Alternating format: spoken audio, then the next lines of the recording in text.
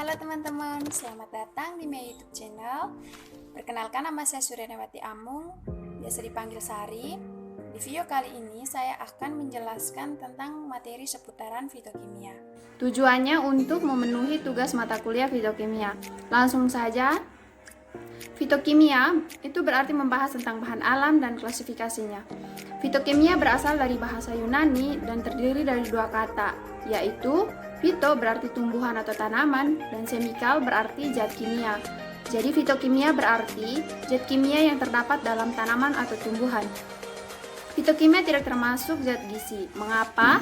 Karena bukan protein, mineral, karbohidrat maupun vitamin, melainkan zat kimia alami yang terdapat dalam tanaman yang memberikan efek tertentu terhadap tubuh serta memberikan rasa, aroma atau warna pada tumbuhan tersebut.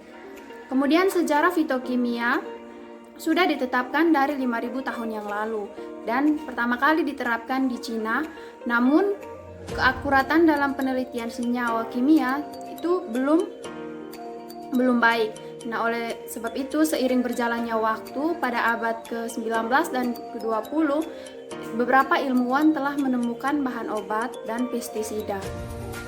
Kemudian klasifikasi bahan alam meliputi fitokimia karotenoid, fitokimia fitosterol, fitokimia saponin, fitokimia glukosinolat, kemudian fitokimia monoterpen, fitokimia fitoestrogen, fitokimia sulfida, dan asam fitat. Yang pertama, fitokimia karotenoid.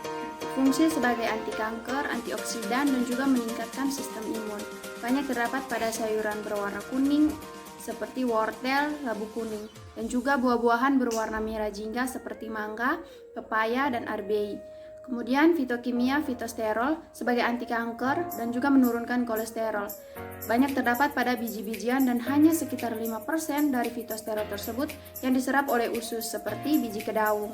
Kemudian fitokimia saponin sebagai anti kanker dan juga antimikroba dan juga menurunkan kolesterol. Banyak terdapat pada kacang-kacangan dan daun-daunan seperti daun belimbing wuluh. Kemudian fitokimia glukosinolat terdapat pada sayuran brokoli dan kol sebagai antimikroba dan juga anti kanker. Kemudian fitokimia monoterpen sebagai anti kanker dan antioksidan terdapat pada biji jintan, seledri, mentol, dan sari jeruk. Kemudian fitokimia estrogen itu sebagai pengatur hormon estrogen. Biasanya terdapat pada tempe dan juga tahu. Kemudian fitokimia sulfida sebagai anti radang, anti kanker, antimikroba. Biasanya terdapat pada bawang putih, bawang merah maupun bawang bombay. Kemudian fitokimia asam fitat sebagai antioksidan dan mengatur kadar gula darah. Biasanya banyak terdapat pada gandum dan juga kacang polong. Kemudian penggolongan fitokimia alkaloid, saponin, steroid, flavonoid, triterpenoid, quinon, tanin, dan polifenol. Untuk menentukan senyawa fitokimia dapat dilakukan dengan beberapa metode, yaitu metode kualitatif maupun kuantitatif. Nah, kualitatif biasanya untuk melihat perubahan warna dari ekstrak hasil ekstraksi. Kemudian metode kuantitatif secara kromatografi umumnya menggunakan KLT, di mana untuk melihat nilai RF di bawah sinar UV. Nah, kita lihat senyawa alkaloid itu sebagai senyawa basa bernitrogen yang kebanyakan heterosiklik dan juga terdapat pada struktur kimia dan terdapat pada tumbuhan. Nah, identifikasi alkaloid dengan hasil positif endapan warna putih, misalnya daun sirih dan juga daun kecubung. Kemudian flavonoid merupakan salah satu golongan fenol yang terbesar terdapat pada tanaman berpembuluh. Identifikasinya dengan berwarna jingga atau berwarna merah jingga, misalnya belimbing wuluh dan juga sambiloto. Kemudian saponin itu merupakan suatu glikosida yang ada pada banyak macam tanaman. Identifikasinya dengan timbulnya buih, misalnya belimbing manis. Kemudian quinon itu merupakan senyawa dalam jaringan yang mengalami oksidasi dari quinol menjadi quinon. Identifikasinya dengan hasil positif warna merah bata, misalnya daun mengkudu. Kemudian tanin itu merupakan polifenol yang dapat mengikat dan mengendapkan protein. Identifikasinya dengan hasil warna coklat kemerahan atau merah bata. biasanya pada tanaman yang memiliki rasa sepat dan juga pahit, seperti daun teh dan juga daun jambu biji. Kemudian steroid dan triterpenoid. Biasa identifikasinya untuk steroid hasilnya berwarna biru atau hijau. Kemudian untuk triterpenoid hasilnya warna ungu atau jingga.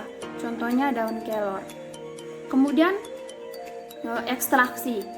Ekstraksi itu merupakan suatu proses pemisahan yang dilakukan untuk memperoleh kandungan senyawa kimia dari jaringan tumbuhan maupun hewan. Pemilihan metode ekstraksi tergantung pada sifat bahan dan senyawa yang akan diisolasi. Target dilakukan ekstraksi terhadap analit yaitu senyawa bioaktif yang tidak diketahui, kemudian senyawa yang diketahui ada pada suatu organisme. Klasifikasi ekstraksi ada beberapa, yaitu ekstraksi pada cair, ekstraksi cair-cair, dan juga ekstraksi pembentukan ion. Untuk ekstraksi pada cair itu berarti proses pemisahan analit padatan menggunakan pelarut organik, misalnya pelarut polar maupun non-polar. Kemudian ekstraksi cair-cair itu merupakan pemisahan zat dalam dua pelarut yang saling tidak bercampur. Kemudian ekstraksi pembentukan pasangan ion itu melalui pembentukan senyawa netral, kemudian diekstraksi ke fase organik, dan juga yang terakhir ekstraksi sinergis. Nah, perbedaan dari metode ekstraksi maserasi, perkolasi, sokletasi, reflux, dan infusa itu pasti selalu ada, lihat dari prinsip kerja, keuntungan, dan kerugiannya. Nah, kita lihat yang pertama, untuk ekstraksi maserasi itu termasuk dalam cara dingin. Prinsip kerjanya adalah merendam sampel atau simplisia selama 3 hari pada suhu kamar menggunakan pelarut yang sesuai sehingga dapat melarutkan analit dalam sampel tersebut. Keuntungannya, alat dan cara yang digunakan sederhana, dapat untuk analit yang tahan panas ataupun dingin. Kemudian kerugiannya, menggunakan banyak pelarut, butuh waktu yang lama dan juga tidak cocok untuk bahan-bahan yang tekstur keras. Kemudian ekstraksi perkolasi, itu termasuk dalam cara dingin, di mana prinsip kerjanya itu penyaringan zat selalu menggunakan pelarut yang selalu baru dan dilakukan pada suhu kamar, dan juga menggunakan alat perkolat untuk memisahkan ekstrak. Nah, keuntungannya apa? Keuntungannya selalu menggunakan pelarut yang baru, kemudian sampel padat telah terpisah dari ekstrak.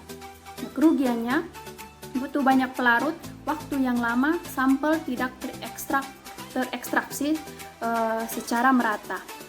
Kemudian ada reflux. Reflux itu termasuk dalam cara panas, di mana merupakan ekstraksi dengan pelarut pada temperatur titik didih selama waktu tertentu dan juga jumlah pelarut yang konstan dengan adanya pendinginan balik. Keuntungannya apa? Keuntungannya dapat digunakan untuk mengekstraksi sampel yang kasar dan juga tahan panas. Nah, kerugiannya butuh pelarut yang banyak. Nah, kemudian ada sokletasi, termasuk dalam cara panas. Itu merupakan penyaringan simplisia secara berulang-ulang atau secara terus-menerus menggunakan pelarut yang relatif sedikit dan yang mudah menguap. Bila ekstraksi telah selesai, maka pelarut diuapkan sehingga diperoleh ekstrak. Kemudian infusa. Itu merupakan metode penyaringan sampel nabati pada suhu 90 derajat Celcius selama 15 menit. Nah, keuntungannya itu alat yang digunakan sederhana dan juga biaya operasionalnya rendah. Kerugiannya, hilangnya zat-zat atsiri, kemudian mudah tercemar oleh bakteri, dan juga zat-zat mudah mengendap kembali setelah pendinginan. Nah, apa sih perbedaan antara ekstraksi cair-cair dan ekstraksi cair-cair berkesinambungan? Nah, perbedaannya kita lihat yang pertama, ekstraksi cair-cair itu merupakan proses ekstraksi yang didasarkan pada distribusi solut dan dua macam pelarut yang tidak saling bercampur. Kemudian ekstraksi cair-cair berkesinambungan berarti ekstraksi menggunakan larutan penyari dengan berat jenis lebih besar atau lebih kecil dari berat sampel yang diekstraksi sehingga pemisahan komponen kurang menguntungkan atau kurang baik. Kemudian, upaya untuk terhindar dari COVID-19. Nah, hal-hal yang dapat kita lakukan adalah rajin mencuci tangan menggunakan air bersih dan juga sabun, jaga jarak dengan orang di sekitar, hindari kerumunan, tetap di rumah, istirahat yang teratur, gunakan masker bila bepergian, konsumsi makanan yang sehat. Demikian hal-hal yang dapat saya sampaikan. Bila ada salah kata atau yang kurang, saya mohon maaf. Semoga video ini bermanfaat untuk teman-teman. Sekian dan terima kasih. Jangan lupa like, comment, share, dan subscribe.